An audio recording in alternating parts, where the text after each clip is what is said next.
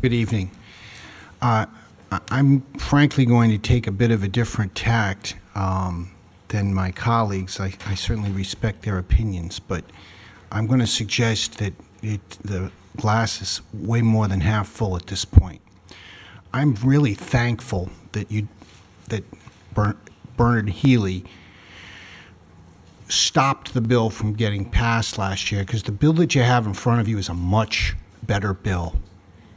And by bringing his presence and the presence of the institution that he's lobbied for out into the forefront, whether it was with that attempt to squash a attempt at justice last year or by their written submission now, I think the church has done everybody a favor in sort of outing the agenda. And I respectfully disagree that they need to be here, because they have no moral authority and, frankly, no business weighing in on how it is that our society should deal with child predators. They lost that probably, I'm going to say 50, 60, 70, maybe a couple of hundred years ago. So do I expect them to like what it is that you are considering? No, I do not. I expect every institution that harbors and protects child predators not to like what you're considering doing. And I think you should be, frankly, proud of that.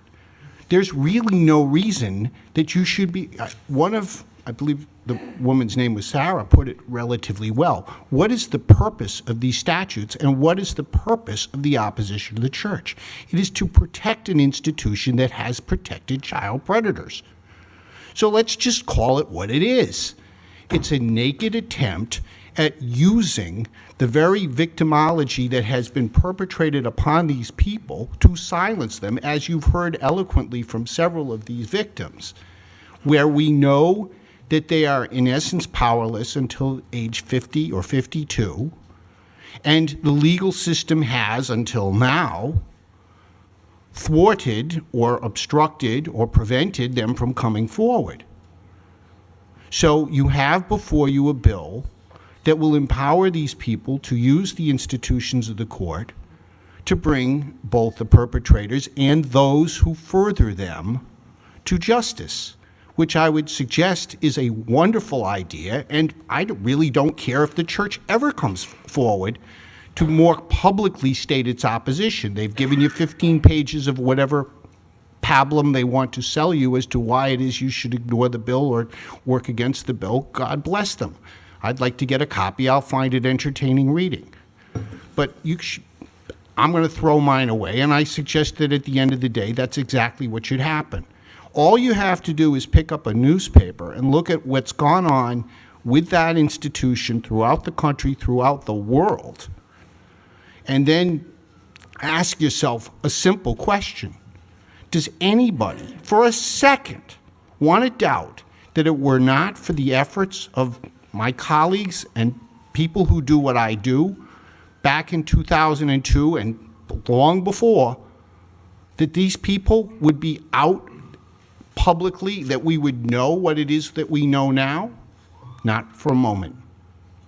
The fact of the matter is, and I mean, I will confess to being proud of it, the efforts of plaintiffs' counsel on behalf of victims, the people who you've spoken to tonight, to people who I've worked with since 1982. I don't mean that these individuals are clients of mine, because they're not. But I've heard these stories, I've heard these experiences, I've watched as a person who was crippled from coming forward slowly opens up. I've had to deal with a kid saying, I'm not sure how I can tell my parents, because I know you're going to file that lawsuit, and I guess they're going to figure this out. But the kid has never told his folks, because somehow, as was said by one of these people, they contort into shame upon themselves from what happened, and they didn't tell their parents at age 12, so obviously it was their fault, because if only they had spoken up, That kind of warped thinking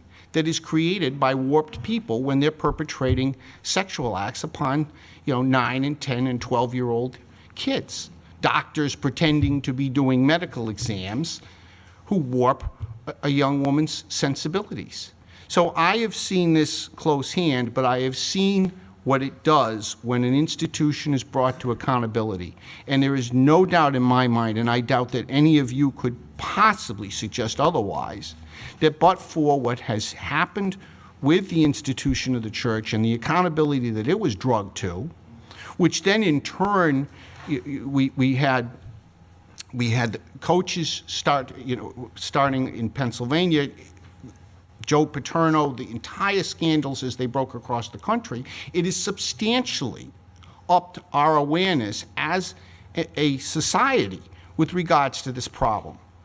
So I'm very thankful that a bill that, Representative McAfee, I commend your efforts last year, but guess what?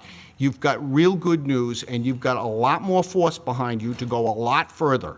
And if they didn't like the bill last year, they're going to hate this one. But that's okay.